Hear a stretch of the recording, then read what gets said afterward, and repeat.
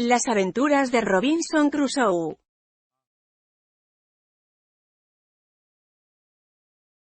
Primeras aventuras. Nací en 1632, en la ciudad de York, de una buena familia, aunque no de la región, pues mi padre era un extranjero de Brema que, inicialmente, se asentó en Hull.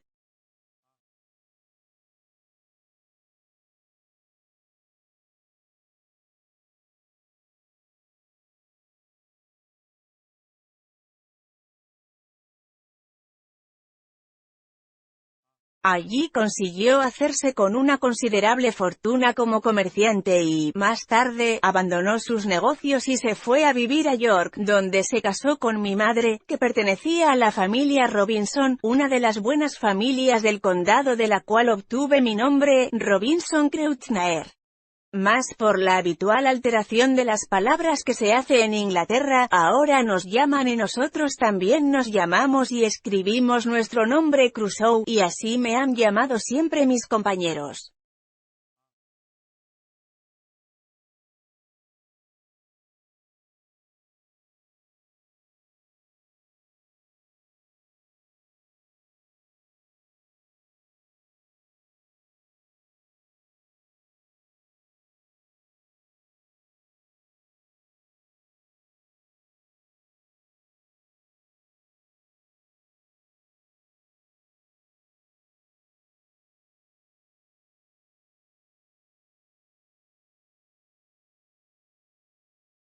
Tenía dos hermanos mayores, uno de ellos fue coronel de un regimiento de infantería inglesa en Flandes que antes había estado bajo el mando del célebre coronel Lockhart, y murió en la batalla de Dunkerque contra los españoles.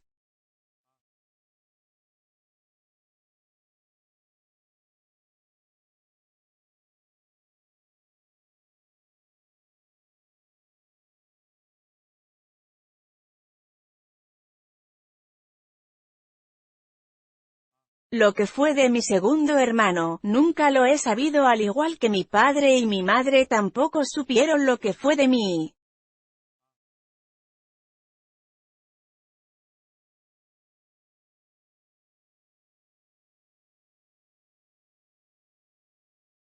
Como yo era el tercer hijo de la familia y no me había educado en ningún oficio, desde muy pequeño me pasaba la vida divagando.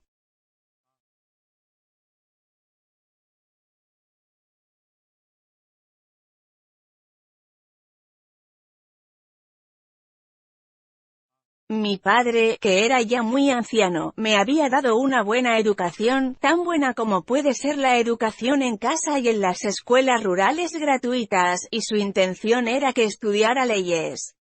Pero a mí nada me entusiasmaba tanto como el mar, y dominado por este deseo, me negaba a acatar la voluntad, las órdenes, más bien, de mi padre y a escuchar las súplicas y ruegos de mi madre y mis amigos. Parecía que hubiese algo de fatalidad en aquella propensión natural que me encaminaba a la vida de sufrimientos y miserias que habría de llevar.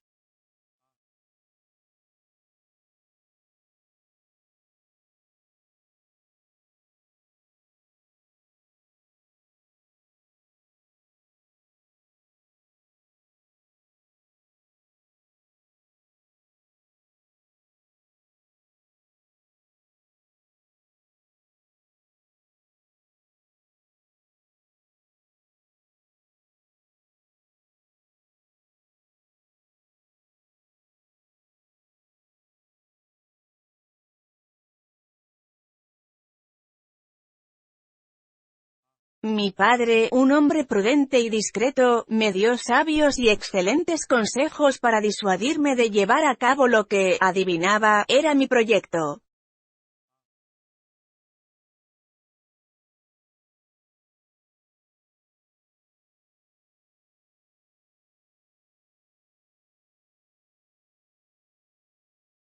Una mañana me llamó a su recámara, donde le confinaba la gota, y me instó amorosamente, aunque con vehemencia, a abandonar esta idea.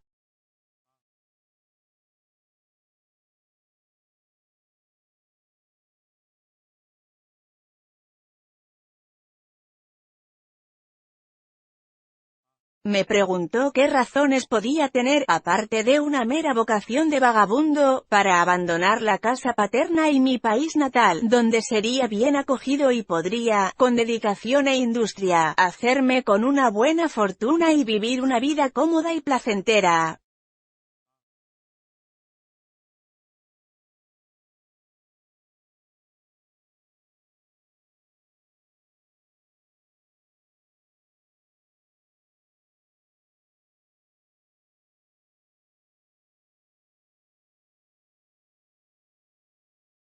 Me dijo que solo los hombres desesperados por un lado, o extremadamente ambiciosos por otro, se iban al extranjero en busca de aventuras para mejorar su estado mediante empresas elevadas o hacerse famosos realizando obras que se salían del camino habitual, que yo estaba muy por encima o por debajo de esas cosas, que mi estado era el estado medio, o lo que se podría llamar el nivel más alto de los niveles bajos, que, según su propia experiencia, era el mejor estado del mundo y el más apto para la felicidad, porque no estaba expuesto a las miserias, privaciones, trabajos ni sufrimientos del sector más vulgar de la humanidad, ni a la vergüenza, el orgullo, el lujo, la ambición ni la envidia de los que pertenecían al sector más alto.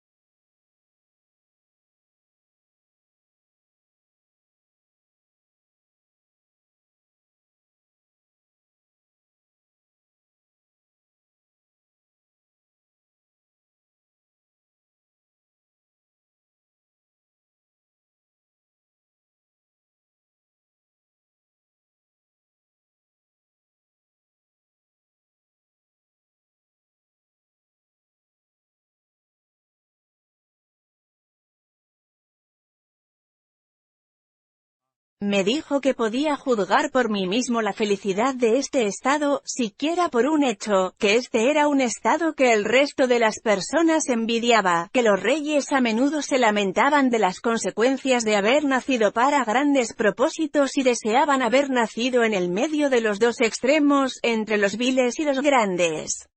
Y que el sabio daba testimonio de esto, como el justo parámetro de la verdadera felicidad cuando rogaba no ser ni rico ni pobre.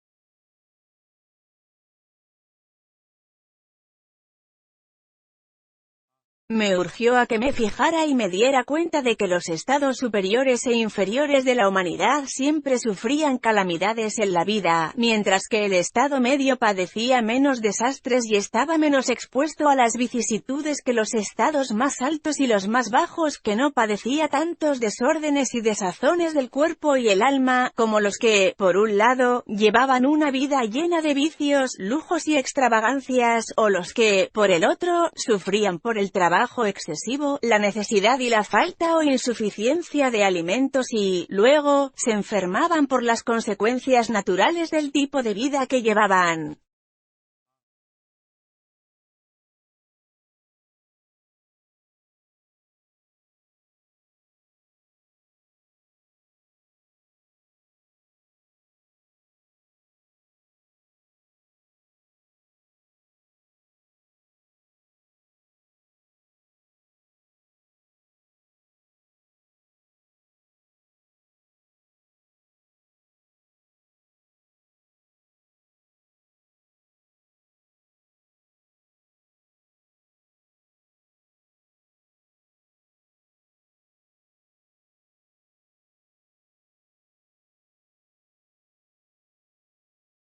que el estado medio de la vida proveía todo tipo de virtudes y deleites, que la paz y la plenitud estaban al servicio de una fortuna media, que la templanza, la moderación, la calma, la salud, el sosiego, todas las diversiones agradables y todos los placeres deseables eran las bendiciones que aguardaban a la vida en el estado medio.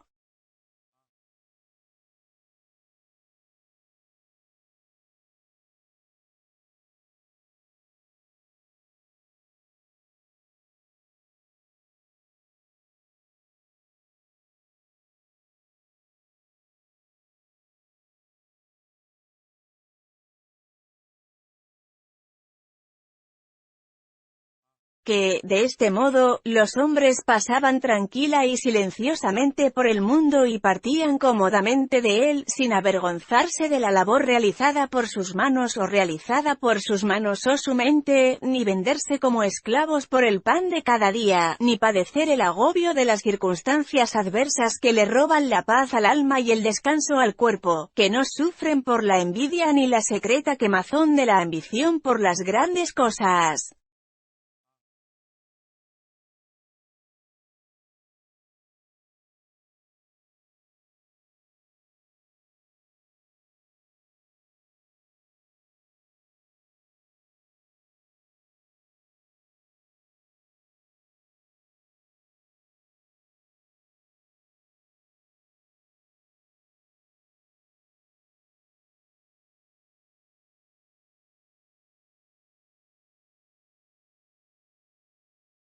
Más bien, en circunstancias agradables pasan suavemente por el mundo, saboreando a conciencia las dulzuras de la vida, y no sus amarguras, sintiéndose felices y dándose cuenta, por las experiencias de cada día, de que realmente lo son.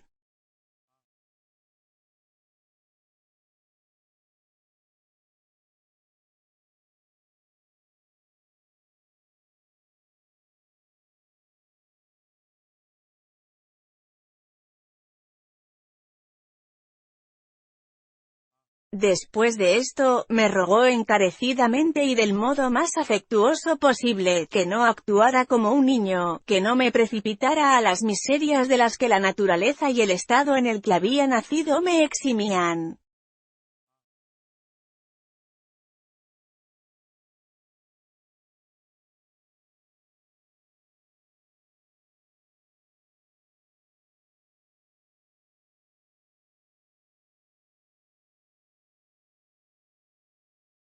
Me dijo que no tenía ninguna necesidad de buscarme el pan,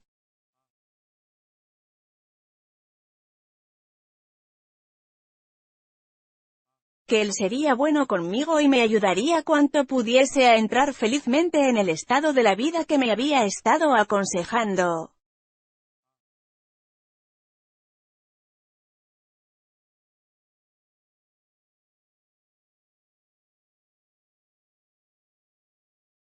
Y que si no me sentía feliz y cómodo en el mundo, debía ser simplemente por mi destino o por mi culpa.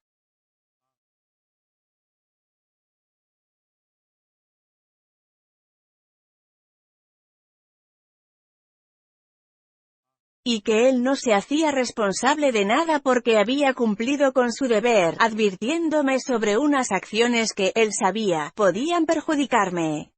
En pocas palabras, que así como sería bueno conmigo si me quedaba y me asentaba en casa como él decía, en modo alguno se haría partícipe de mis desgracias, animándome a que me fuera.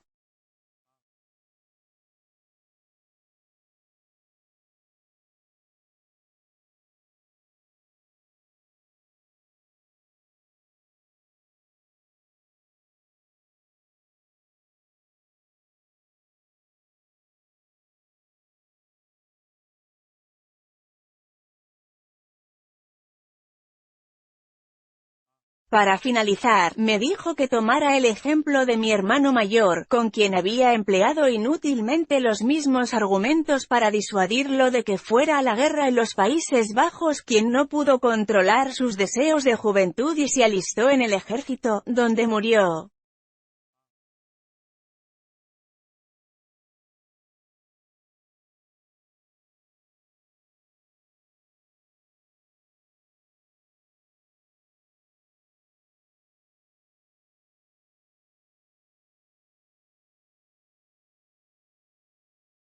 que aunque no dejaría de orar por mí, se atrevía a decirme que si no desistía de dar un paso tan absurdo, no tendría la bendición de Dios.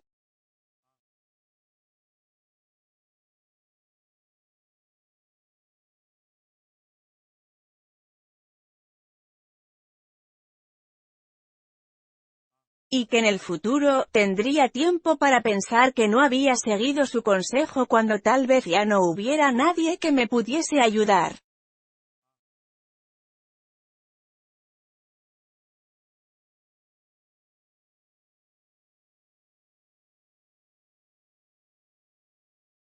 Me di cuenta, en esta última parte de su discurso, que fue verdaderamente profético, aunque supongo que mi padre no lo sabía en ese momento. Decía que pude ver que por el rostro de mi padre bajaban abundantes lágrimas, en especial, cuando hablaba de mi hermano muerto, y cuando me dijo que ya tendría tiempo para arrepentirme y que no habría nadie que pudiese ayudarme. Estaba tan conmovido que se le quebró la voz y tenía el corazón tan oprimido, que ya no pudo decir nada más.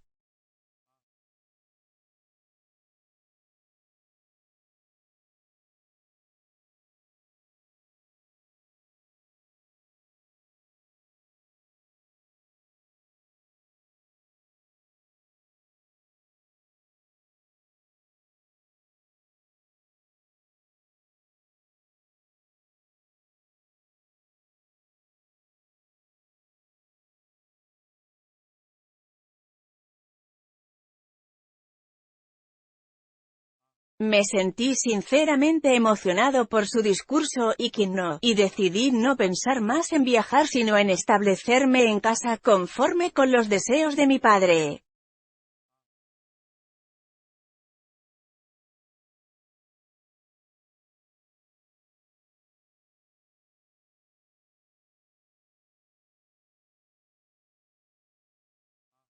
A los pocos días cambié de opinión y, para evitar que mi padre me siguiera importunando, unas semanas después decidí huir de casa.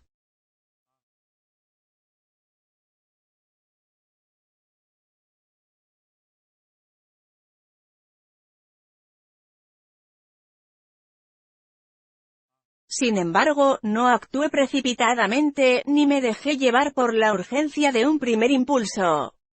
Un día, me pareció que mi madre se sentía mejor que de ordinario y, llamándola aparte, le dije que era tan grande mi afán por ver el mundo, que nunca podría emprender otra actividad con la determinación necesaria para llevarla a cabo, que mejor era que mi padre me diera su consentimiento a que me forzara a irme sin él, que tenía 18 años, por lo que ya era muy mayor para empezar como aprendiz de un oficio o como ayudante de un abogado.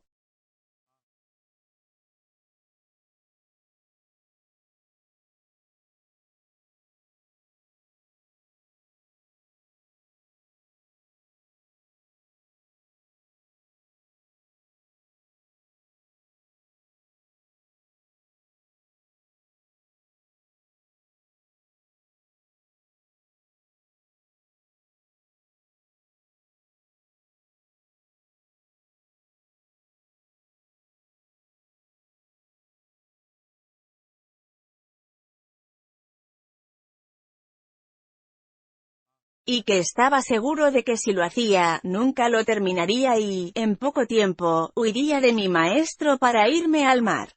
Le pedí que hablara con mi padre y le persuadiera de dejarme hacer tan solo un viaje por mar. Si regresaba a casa porque no me gustaba, jamás volvería a marcharme y me aplicaría doblemente para recuperar el tiempo perdido.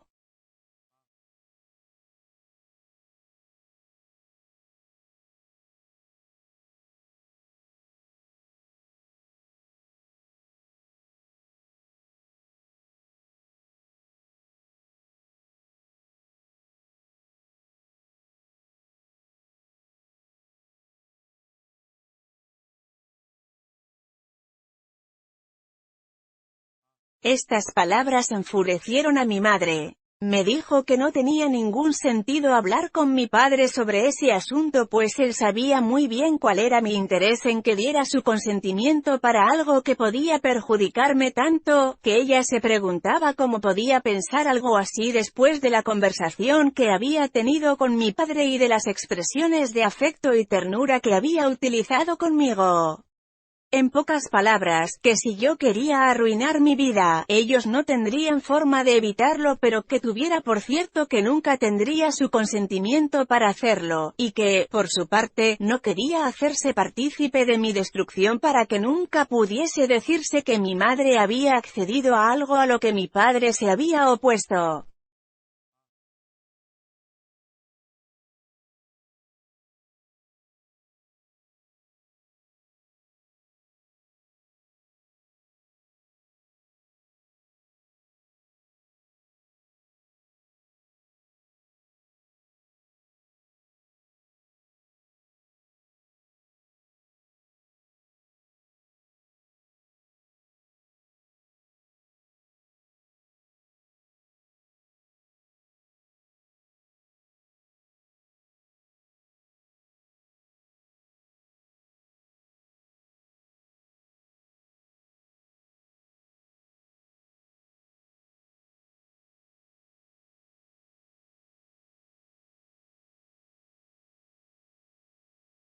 Aunque mi madre se negó a decírselo a mi padre, supe después que se lo había contado todo y que mi padre, muy acongojado, le dijo suspirando: ese chico sería feliz si se quedara en casa, pero si se marcha, será el más miserable y desgraciado de los hombres.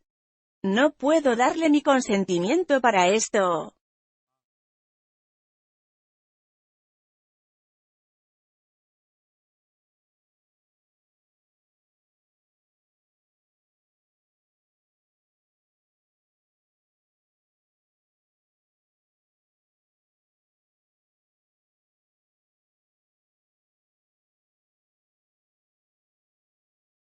En menos de un año me di a la fuga. Durante todo ese tiempo me mantuve obstinadamente sordo a cualquier proposición encaminada a que me asentara. A menudo discutía con mi padre y mi madre sobre su rígida determinación en contra de mis deseos.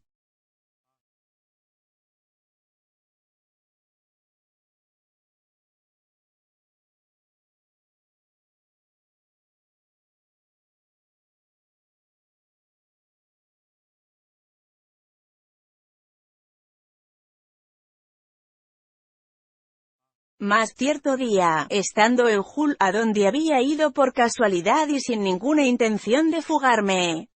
Estando allí, como digo, uno de mis amigos, que se embarcaba rumbo a Londres en el barco de su padre, me invitó a acompañarlos con el cebo del que ordinariamente se sirven los marineros, es decir, diciéndome que no me costaría nada el pasaje.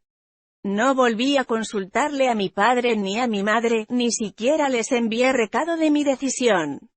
Más bien, dejé que se enteraran como pudiesen y sin encomendarme a Dios o a mi padre, ni considerar las circunstancias o las consecuencias, me embarqué el primer día de septiembre de 1651, día funesto, Dios lo sabe, en un barco con destino a Londres.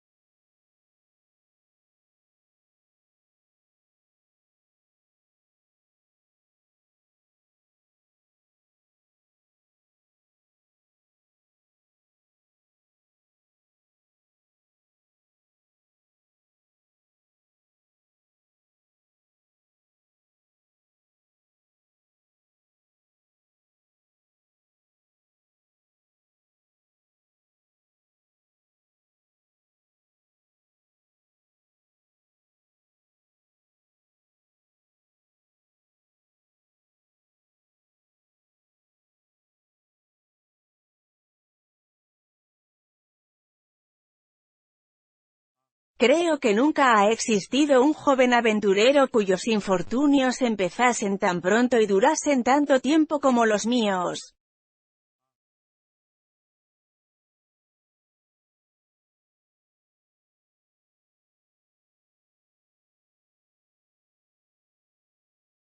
Apenas la embarcación había salido del puerto, se levantó un fuerte vendaval y el mar comenzó a agitarse con una violencia aterradora. Como nunca antes había estado en el mar, empecé a sentir un malestar en el cuerpo y un terror en el alma muy difíciles de expresar.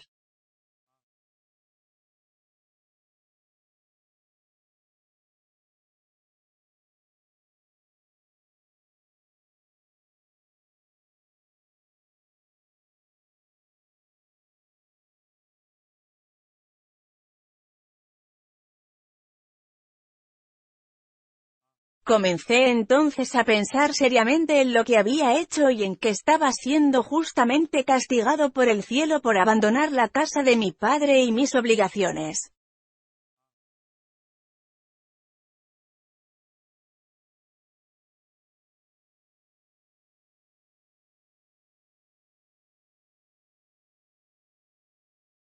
De repente recordé todos los buenos consejos de mis padres, las lágrimas de mi padre y las súplicas de mi madre.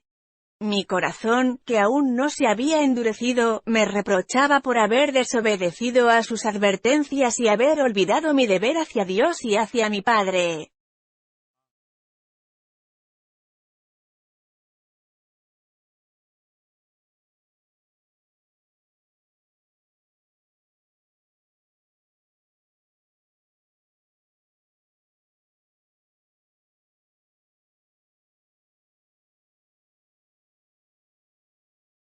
Mientras tanto, la tormenta arreciaba y el mar, en el que no había estado nunca antes, se encrespó muchísimo, aunque nada comparado con lo que he visto otras veces desde entonces, no, ni con lo que vi pocos días después.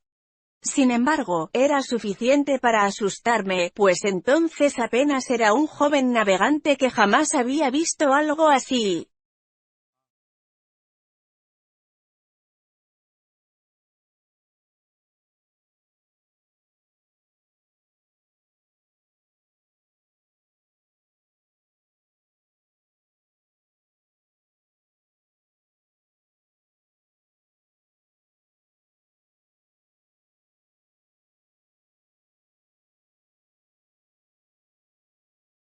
A cada ola, esperaba que el mar nos tragara y cada vez que el barco caía en lo que a mí me parecía el fondo del mar, pensaba que no volvería a salir a flote.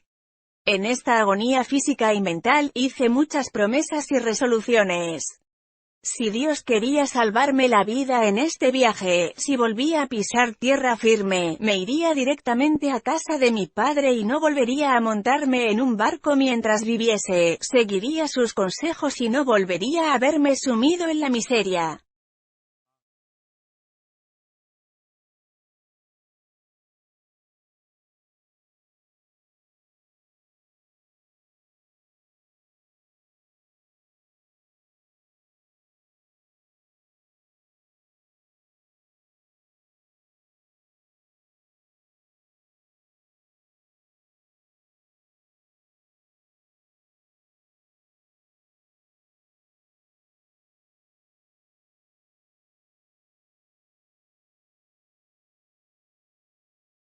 Ahora veía claramente la bondad de sus argumentos a favor del estado medio de la vida y lo fácil y confortablemente que había vivido sus días, sin exponerse a tempestades en el mar ni a problemas en la tierra. Decidí que, como un verdadero hijo pródigo arrepentido, iría a la casa de mi padre.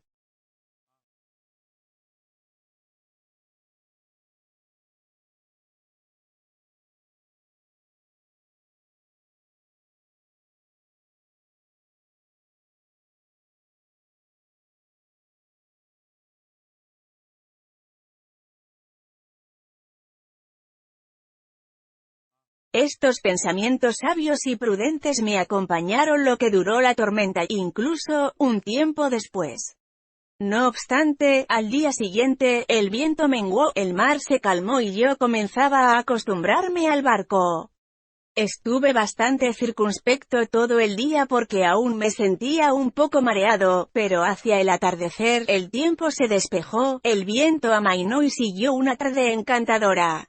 Al ponerse el sol, el cielo estaba completamente despejado y así siguió hasta el amanecer. No había viento, o casi nada, y el sol se reflejaba luminoso sobre la tranquila superficie del mar. En estas condiciones, disfruté del espectáculo más deleitoso que jamás hubiera visto.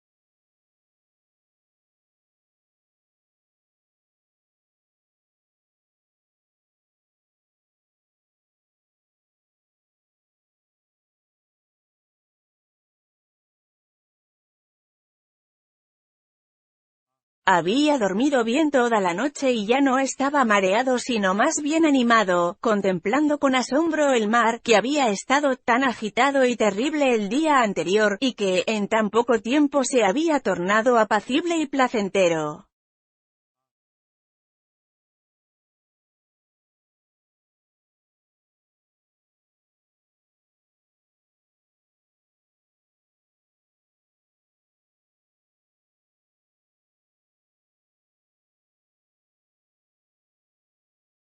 Entonces, como para evitar que prosiguiera en mis buenos propósitos, el compañero que me había incitado a partir, se me acercó y me dijo: «Bueno, Bob», dijo dándome una palmada en el hombro, «¿cómo te sientes después de esto?».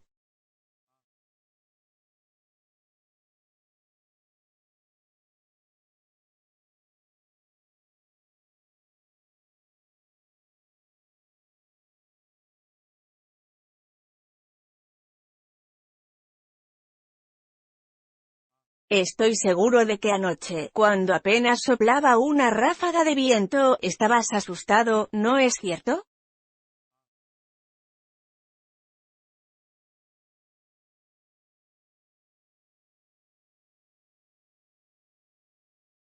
¿Llamarías a eso una ráfaga de viento?, dije yo. Aquello fue una tormenta terrible.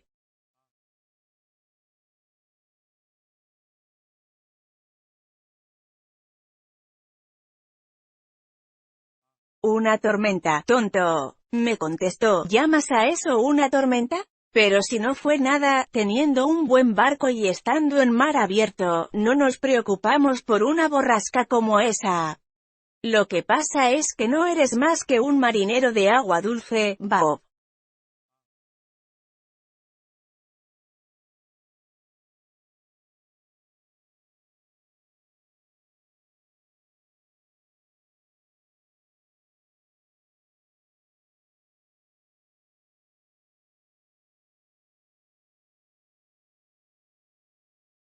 Ven, vamos a preparar una jarra de ponche y olvidémoslo todo. ¿No ves qué tiempo maravilloso hace ahora?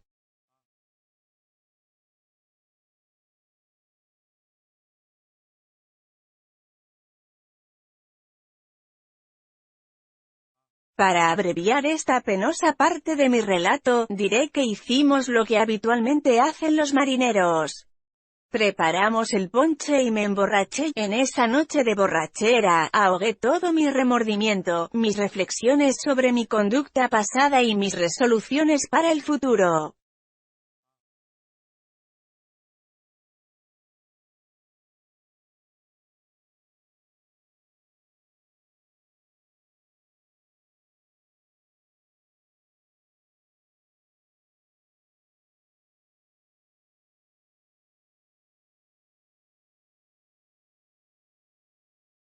En pocas palabras, a medida que el mar se calmaba después de la tormenta, mis atropellados pensamientos de la noche anterior comenzaron a desaparecer y fui perdiendo el temor a ser tragado por el mar. Entonces, retornaron mis antiguos deseos y me olvidé por completo de las promesas que había hecho en mi desesperación.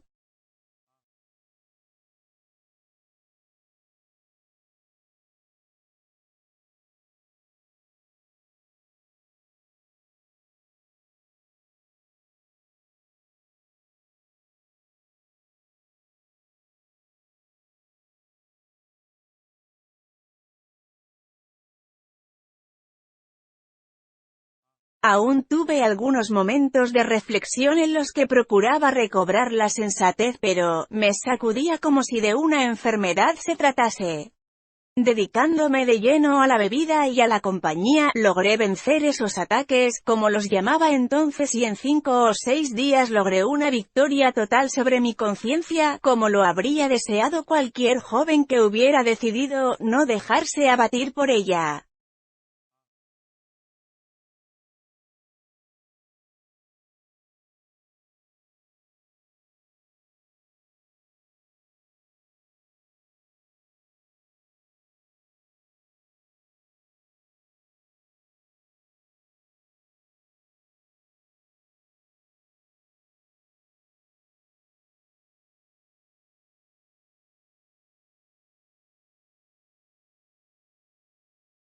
Pero aún me faltaba superar otra prueba y la providencia, como suele hacer en estos casos, decidió dejarme sin la menor excusa.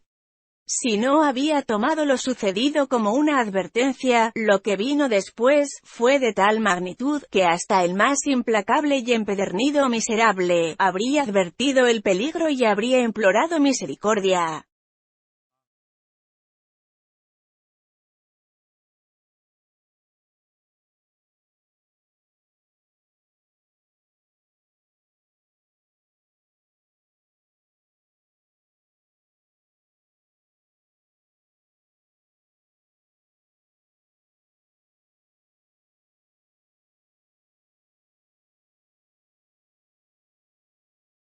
Al sexto día de navegación, llegamos a las Radas de Yarmouth. Como el viento había estado contrario y el tiempo tan calmado, habíamos avanzado muy poco después de la tormenta.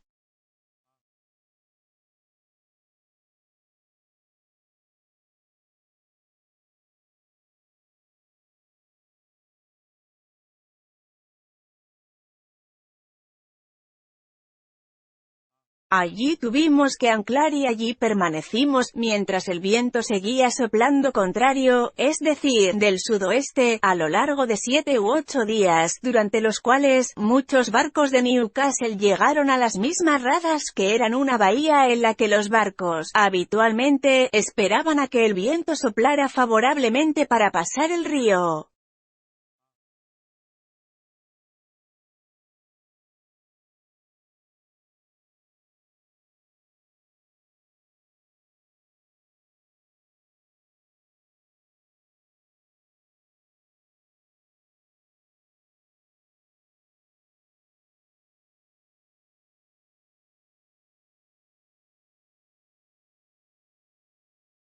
Sin embargo, nuestra intención no era permanecer allí tanto tiempo, sino remontar el río.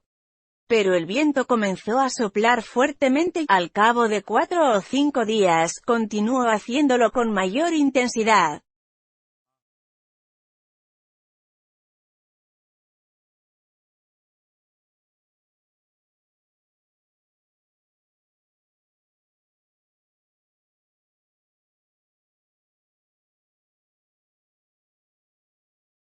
No obstante, las Radas se consideraban un lugar tan seguro como los puertos, estábamos bien anclados y nuestros aparejos eran resistentes, por lo que nuestros hombres no se preocupaban ni sentían el más mínimo temor, más bien, se pasaban el día descansando y divirtiéndose del modo en que lo hacen los marineros.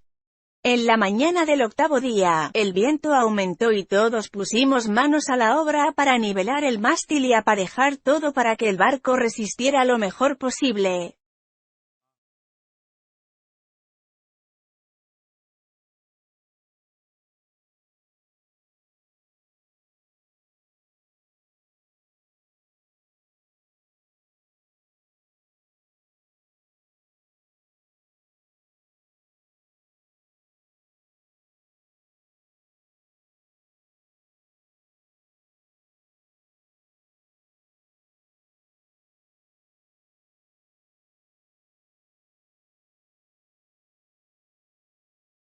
Al mediodía, el mar se levantó tanto, que el castillo de proa se sumergió varias veces y en una o dos ocasiones pensamos que se nos había soltado el ancla, por lo que el capitán ordenó que echáramos la de emergencia para sostener la nave con dos anclas a proa y los cables estirados al máximo.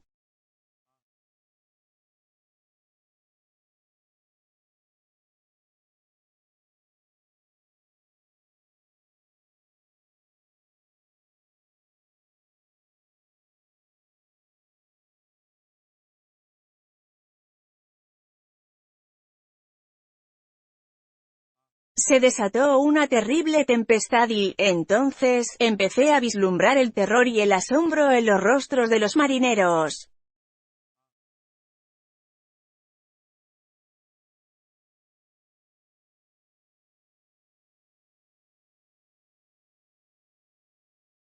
El capitán, aunque estaba al tanto de las maniobras para salvar el barco, mientras entraba y salía de su camarote, que estaba junto al mío, murmuraba para sí: «Señor, ten piedad de nosotros, es el fin, estamos perdidos», y cosas por el estilo.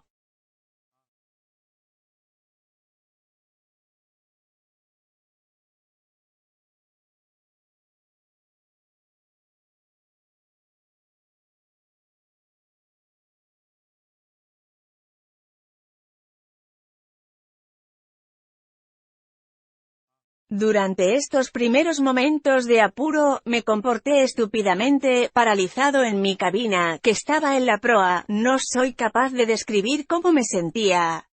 Apenas podía volver a asumir el primer remordimiento, del que, aparentemente, había logrado liberarme y contra el que me había empecinado.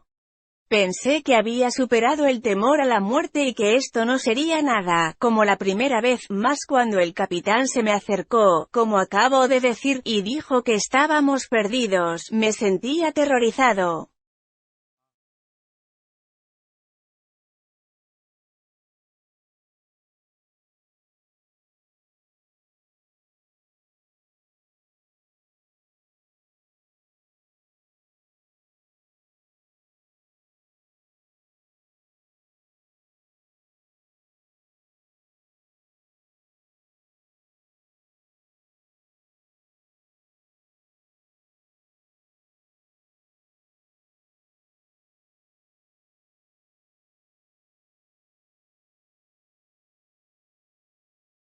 Me levanté, salí de mi camarote y miré a mi alrededor. Nunca había visto un espectáculo tan desolador. Las olas se elevaban como montañas y nos abatían cada 3 o 4 minutos. Lo único que podía ver a mi alrededor era desolación. Dos barcos que estaban cerca del nuestro habían tenido que cortar sus mástiles a la altura del puente, para no hundirse por el peso, y nuestros hombres gritaban que un barco, que estaba fondeado a 1 milla de nosotros, se había hundido.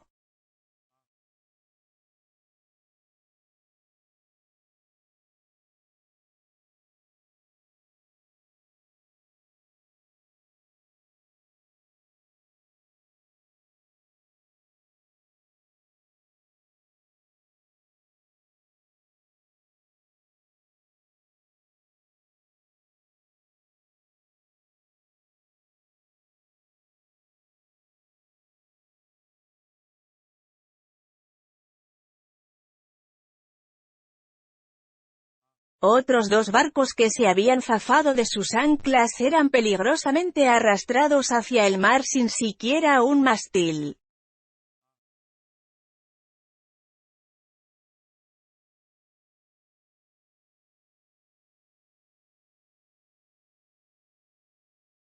Los barcos livianos resistían mejor porque no sufrían tanto los embates del mar, pero 2 o 3 de ellos se fueron a la deriva y pasaron cerca de nosotros, con solo el foque al viento.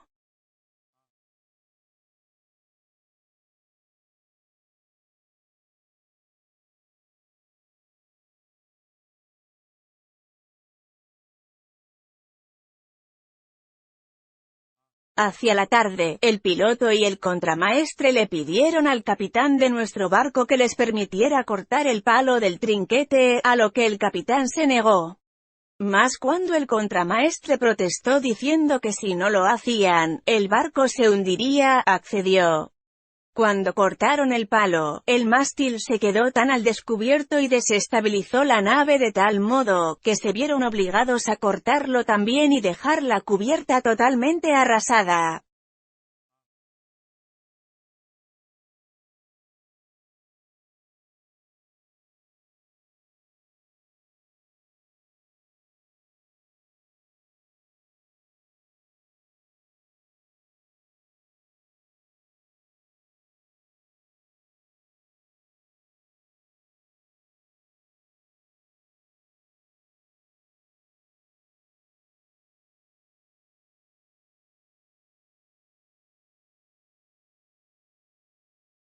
Cualquiera podría imaginarse cómo me sentía en este momento, pues no era más que un aprendiz de marinero, que tan solo unos días antes se había aterrorizado ante muy poca cosa.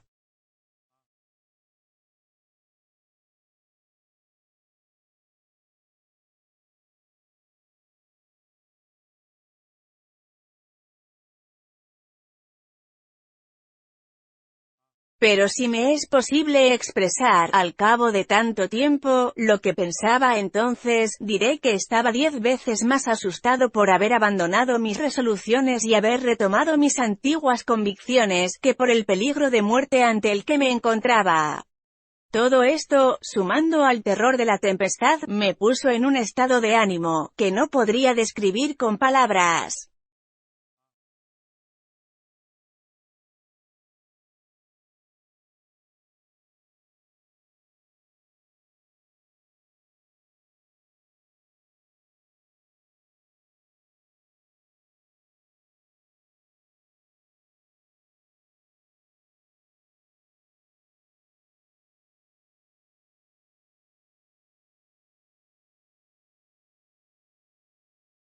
Pero aún no había ocurrido lo peor, pues la tempestad se ensañaba con tal furia que los propios marineros admitían que nunca habían visto una peor.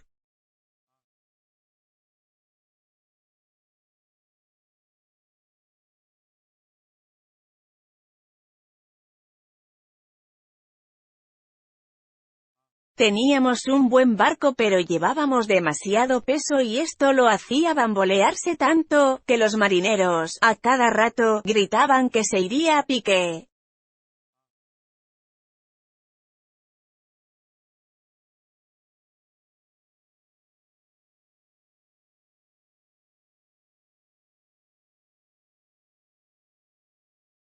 Esto obraba a mi favor porque no sabía lo que quería decir irse a pique, hasta que lo pregunté.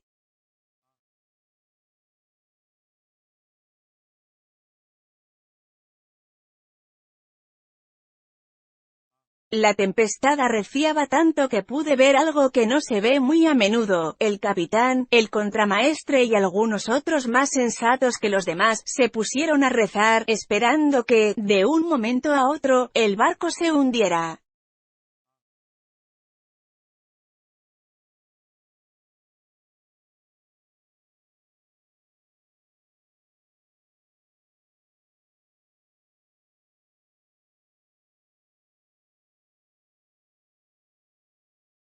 A medianoche, y para colmo de nuestras desgracias, uno de los hombres que había bajado a ver la situación, gritó que teníamos una grieta y otro dijo que teníamos 4 pies de agua en la bodega.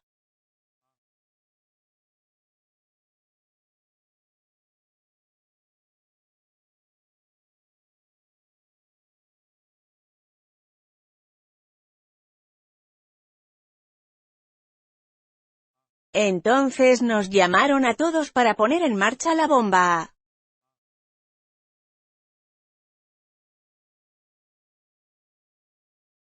Al oír esta palabra, pensé que me moría y caí de espaldas sobre uno de los costados de mi cama, donde estaba sentado.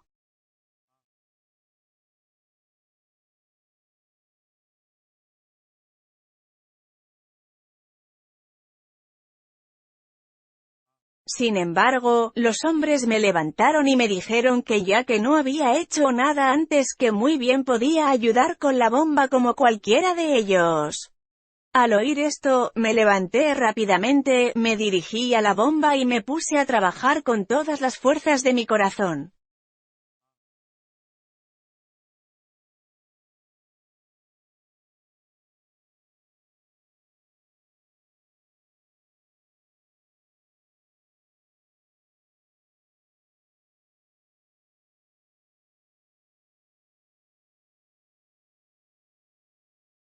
Mientras tanto, el capitán había divisado unos pequeños barcos carboneros que no podían resistir la tormenta anclados y tuvieron que lanzarse al mar abierto. Cuando pasaron cerca de nosotros, ordenó disparar un cañonazo para pedir socorro.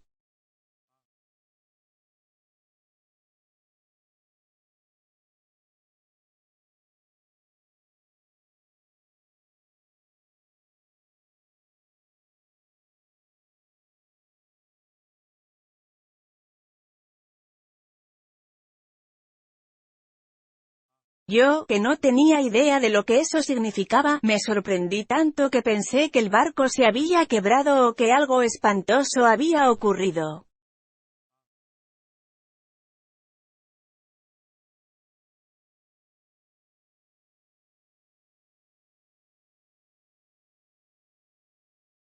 En pocas palabras, me sorprendió tanto que me desmayé.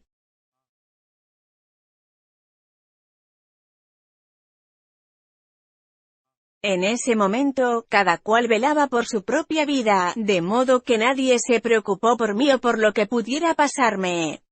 Un hombre se acercó a la bomba y apartándome con el pie, me dejó allí tendido, pensando que había muerto, y pasó un buen rato antes de que recuperara el sentido.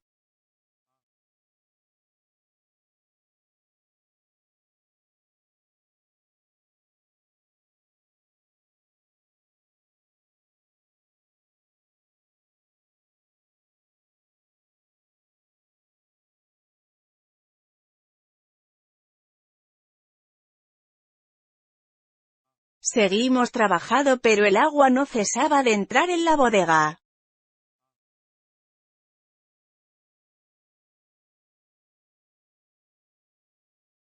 Y era evidente que el barco se hundiría. Aunque la fuerza de la tormenta comenzó a disminuir un poco, no era posible que el barco pudiera llegar a puerto, por lo que el capitán siguió disparando cañonazos en señal de auxilio.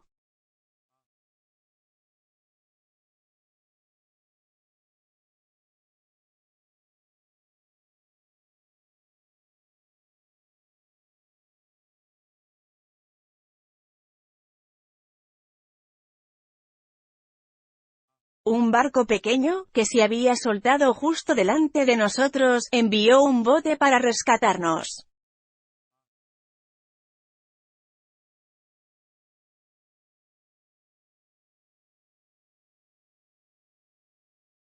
Con gran dificultad, el bote se aproximó a nosotros pero no podía mantenerse cerca del barco ni nosotros subir a bordo.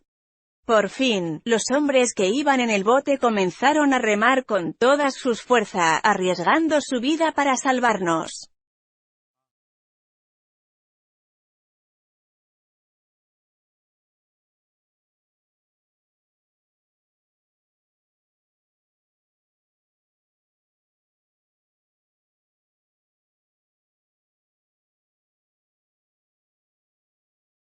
Y nuestros hombres les lanzaron un cable con una boya por popa.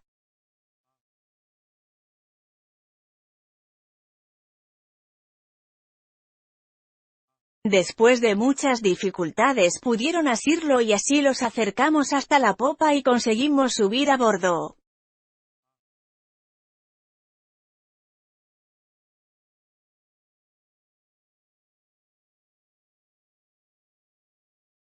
Ni ellos ni nosotros le vimos ningún sentido a tratar de llegar hasta su nave, así que acordamos dejarnos llevar por la corriente, limitándonos a enderezar el bote hacia la costa lo más que pudiéramos.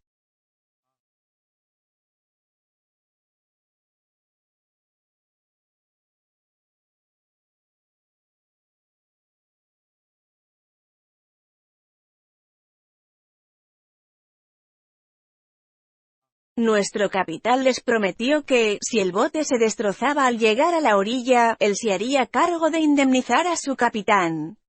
Así, pues, con la ayuda de los remos y la corriente, nuestro bote fue avanzando hacia el norte, en dirección oblicua a la costa, hasta Winterton Ness.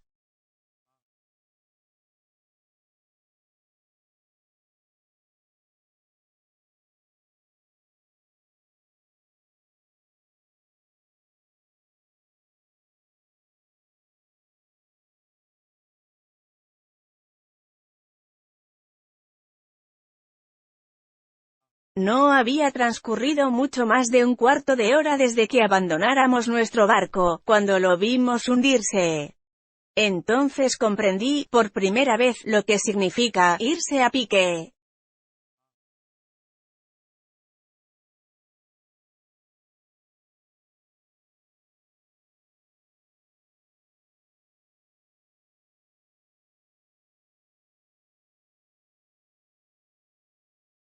Debo reconocer que no pude levantar la vista cuando los marineros me dijeron que se estaba hundiendo. Desde el momento en que me subieron en el bote, porque no puedo decir que yo lo hiciera, sentía que mi corazón estaba como muerto dentro de mí, en parte por el miedo y en parte por el horror de lo que según pensaba aún me aguardaba.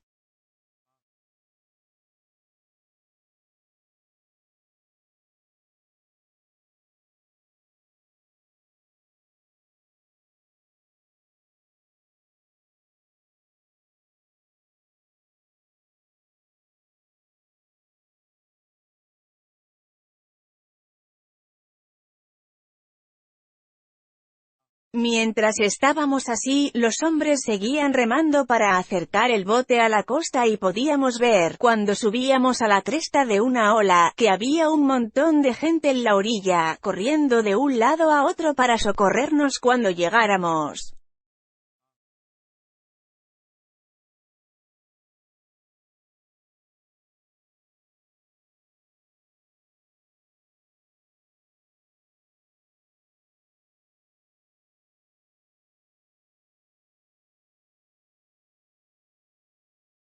Pero nos movíamos muy lentamente y no nos acercamos a la orilla hasta pasado el faro de Winterton, donde la costa hace una entrada hacia el oeste en dirección a Cromer. Allí, la tierra nos protegía del viento y pudimos llegar a la orilla.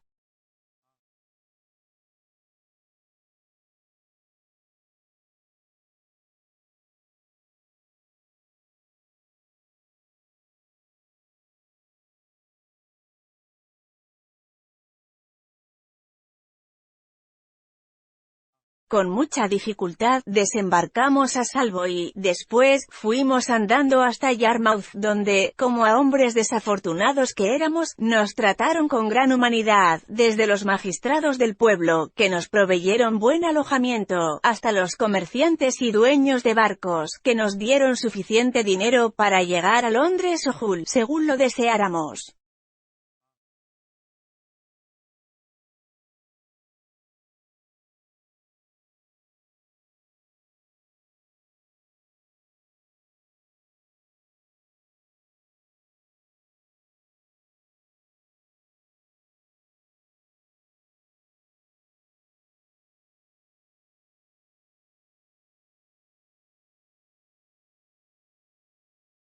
Si hubiese tenido la sensatez de regresar a Hull y volver a casa, habría sido feliz.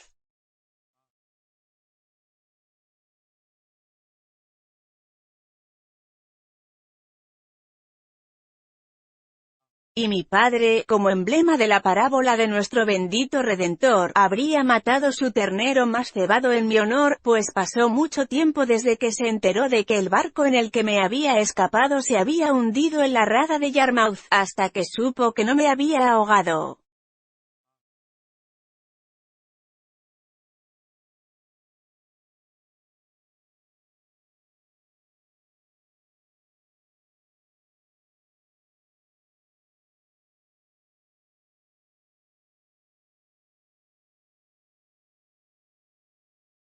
Sin embargo, mi cruel destino me empujaba y con una obstinación que no cedía ante nada.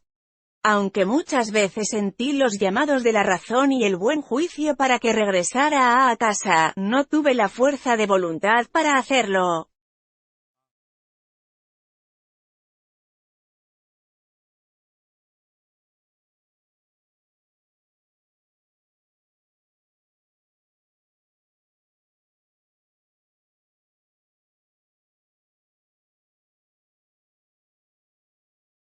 No sé cómo definir esto, ni me atrevo a decir que se trata de una secreta e inapelable sentencia que nos empuja a obrar como instrumentos de nuestra propia destrucción y a balanzarnos hacia ella con los ojos abiertos, aunque la tengamos de frente.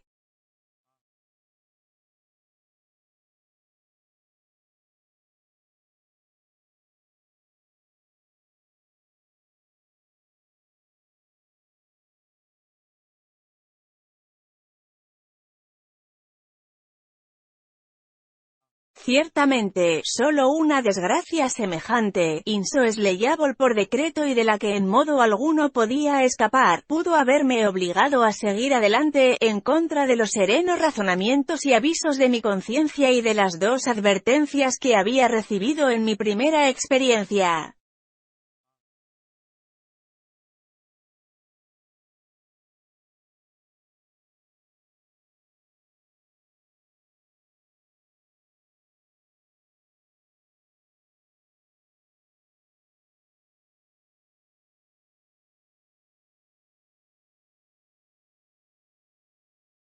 Mi compañero, que antes me había ayudado a fortalecer mi decisión y que era hijo del capitán, estaba menos decidido que yo.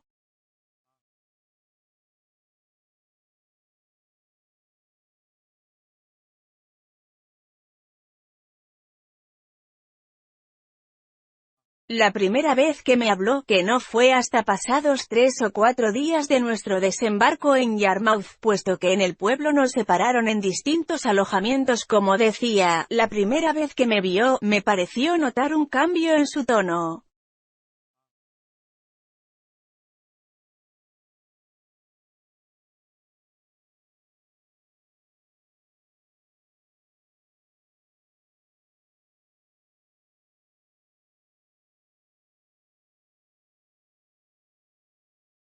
Con un aspecto melancólico y un movimiento de cabeza me preguntó cómo estaba, le dijo a su padre quién era yo y le explicó que había hecho este viaje a modo de prueba para luego embarcarme en un viaje más largo.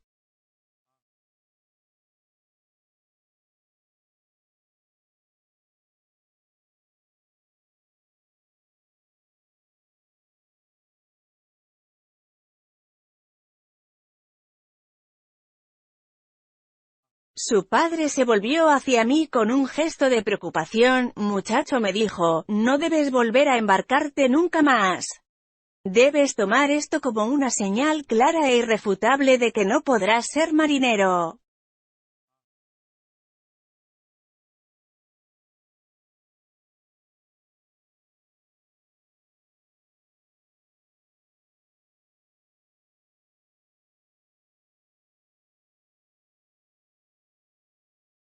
Pero señor, le dije, ¿acaso no pensáis volver al mar?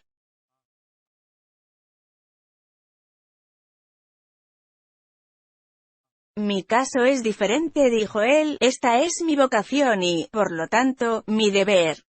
Mas, si tú has hecho este viaje como prueba, habrás visto que el cielo te ha dado muestras suficientes de lo que te espera si insistes.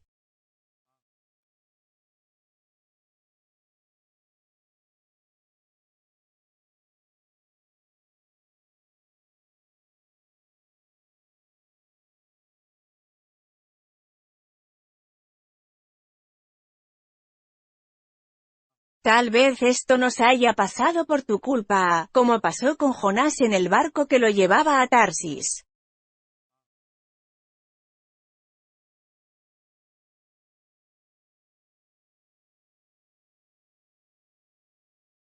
Pero dime, por favor, ¿quién eres y por qué te has embarcado?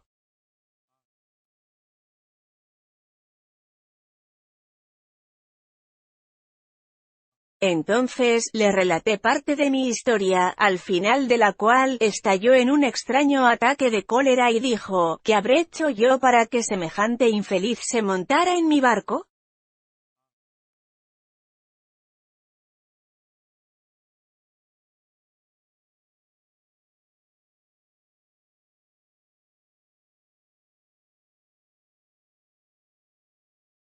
No pondría un pie en el mismo barco que tú otra vez ni por 1000 libras esterlinas.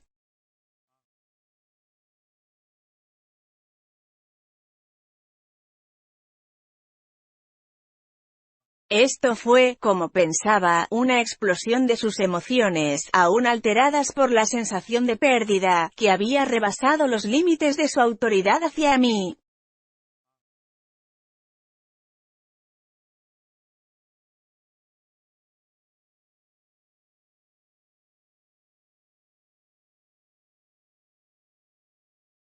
Sin embargo, luego habló serenamente conmigo, me exhortó a que regresara junto a mi padre y no volviera a desafiar a la providencia, ya que podía ver claramente que la mano del cielo había caído sobre mí.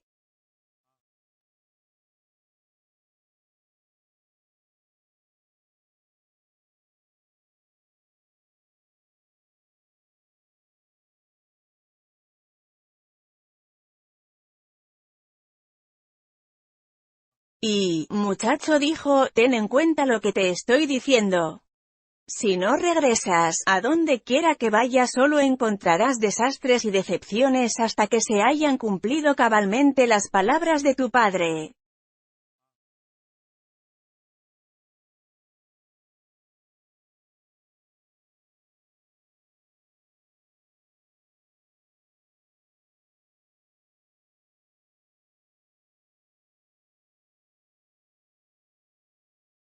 Poco después nos separamos sin que yo pudiese contestarle gran cosa y no volví a verlo. ¿Hacia dónde fue? No lo sé.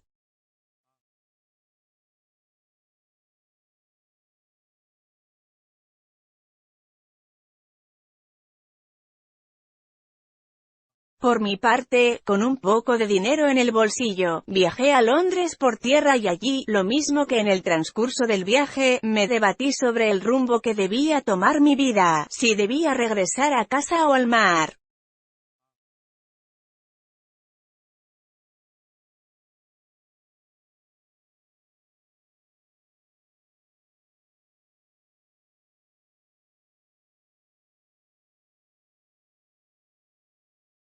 Respecto a volver a casa, la vergüenza me hacía rechazar mis buenos impulsos e inmediatamente pensé que mis vecinos se reirían de mí y que me daría vergüenza presentarme, no solo ante mis padres, sino ante el resto del mundo.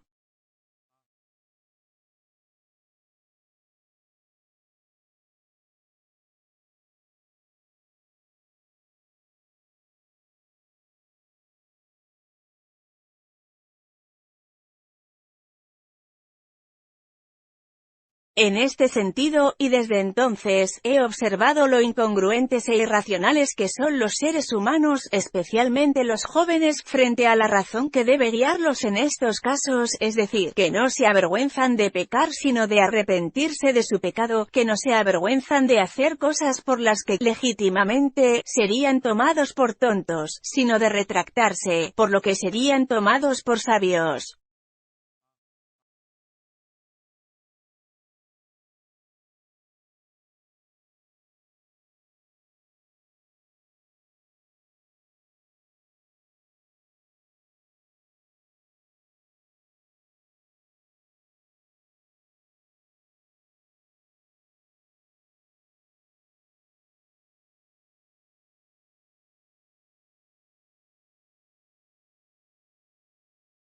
En este estado permanecí un tiempo, sin saber qué medidas tomar ni por dónde encaminar mi vida.